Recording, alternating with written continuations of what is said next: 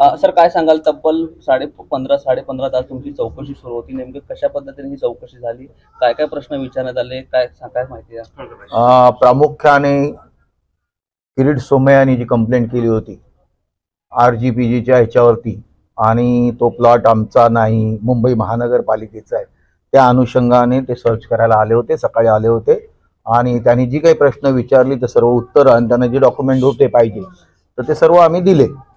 त्यांनी जे डॉक्युमेंट आणि जे हे होते ते घेऊन गेले. पण किती आपण पाहिलं तर उद्या बरोबर आहे ना, जे काही त्यांना विचार त्याच्या बाबतीमध्ये जे प्रश्न आहे त्यांनी मातोश्रीच्या बाजूला जो सुप्रीमो जो कधी घेतला, कोणाकडनं घेतला, कसा घेतला, काय घेतला, मग तुम्ही व्हायलेशन केलं का की नाही केलं का. आता त्या DCR 91 प्रमाणे मी ते बांधलं होतं, त्याला OC मिळाली होती, सर्व काय मिळाले होते, त्या सर्व गोष्टी मी स्पष्ट केल्या. परंतु त्यांना जर आणखीन काही करायचं असेल, तुम्हाला पाहिजे हे सर्व राजकारण चाललेलं आहे. पण आता जे अधिकारी आले होते त्यांना मी माझ्या घरात घेतलं, त्यांना संपूर्ण सहकार्य केलेलं आहे. सर, पण किरीट सोमय्या यांनी सांगितले 500 कोटीचा घोटाळा. आता दाखवावं त्याने 500 कोटी आता आहेत की नाही. सर आपण ते पाहिलं आता शोधतील ना.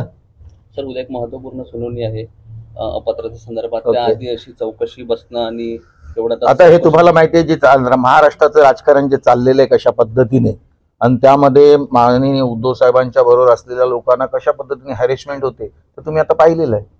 असं देखील चर्चा सुरू आहे की ठाकरे गटाला बॅकफूटमध्ये टाकण्याकरता ठाकरेंच्या शिलेदारांना असं चौकशीमध्ये असू शकेल ना, असू शकेल. हेच तर त्यांची राजनीती आहे.